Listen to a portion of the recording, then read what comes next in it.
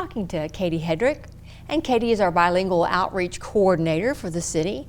Katie, first of all, welcome to the city because you're kind of new. I am. We wanted to share a little bit about your background. Tell us about you. Sure. I'm from Roanoke. I grew up here. My family is all here. I spent a couple years teaching in Roanoke City schools. I actually went to the culinary school at Virginia Western, spent time working in restaurants around the area.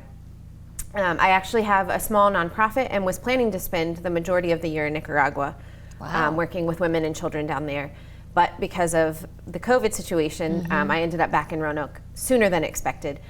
So I initially started off volunteering with the health department, doing contact tracing, primarily with Spanish-speaking families, which kind of one thing led to another, and I ended up applying for this position and got it. I love being in the culture of the Spanish-speaking families, getting to know them. I worked with their families and their children a lot when I was teaching. So that's just kind of what led to me being in this position. Well, and it's a very valuable, something we really need. And so tell us, what are some ways you're hoping to be able to connect with our citizens who don't speak English? So far, a lot of it has been just coordinating with other organizations that are already working with these families. The Department of Health has done a really good job making sure that resources and information are available to Spanish-speaking families. I've also worked a lot with Casa Latina, which is really just a community center for Hispanics in our area. So I've worked a lot with them doing information sessions and outreach. We did a Facebook Live question and answer session to try to make sure concerns that these families had or misunderstandings were cleared up and that kind of thing.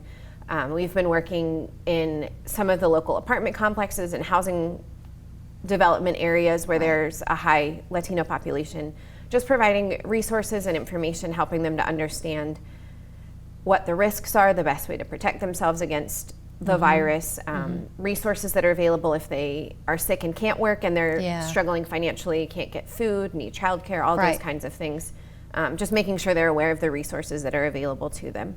Yeah, that was my next question, was going to say, what kinds of information do they need to have that we feel like they're not getting? Right. So you mentioned COVID, anything? Right. And I think a lot of it, there's a lot of information out right now, whether it's from CDC or the local health department or whatever, but making sure that that information is accessible to these families that may not read and or speak English, making sure that they also have access to those resources.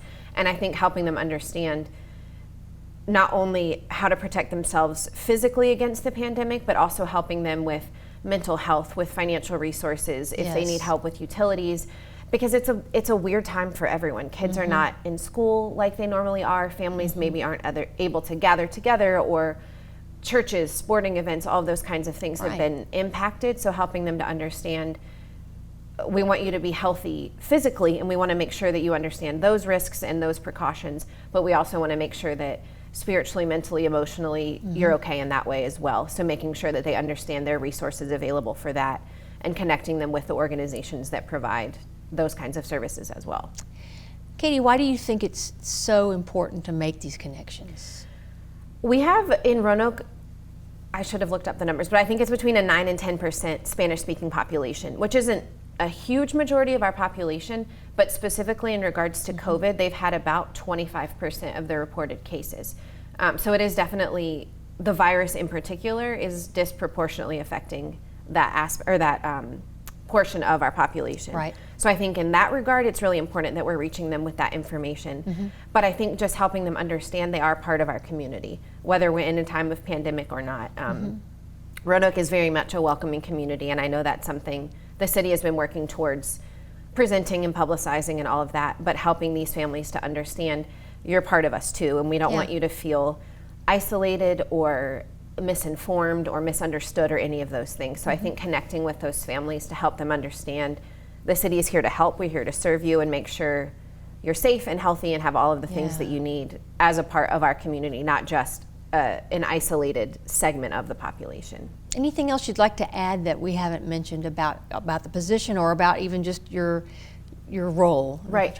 I think it's important to note that I'm not coming in and just building everything from the ground up. There are so many organizations in Roanoke that have already been reaching this part of the population. I mentioned Casa Latina. I know there are a lot of churches and partnerships with schools and those kinds of things that are already doing really great work.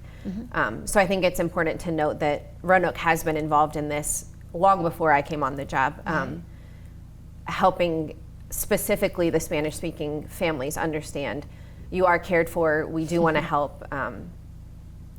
This isn't a time that anyone is getting people in trouble or making them feel guilty for doing things a certain way, but just helping them understand during the time of COVID, once COVID is hopefully over eventually, no matter what's going on, that they're a valuable part of our community. And we just want them to understand that and to be willing to ask for help and to take advantage of all the resources that these other organizations have already been providing for them. Right. Well, if somebody was watching today, if they had questions or wanted more information about what you do or some of the programs or the efforts you're making, how can they get that? My position is located in the office of the city manager through the community engagement umbrella. So you're welcome to call that office and ask for me. My email is catherine.hedrick@roanokeva.gov. Most of the time my information is posted whether on the Casa Latina Facebook page. It's easy to reach me through that. Okay. Well, it's interesting. It's great. I think it's something we've needed for a long time. And welcome and thank you for sharing it with today. Sure. Thank you.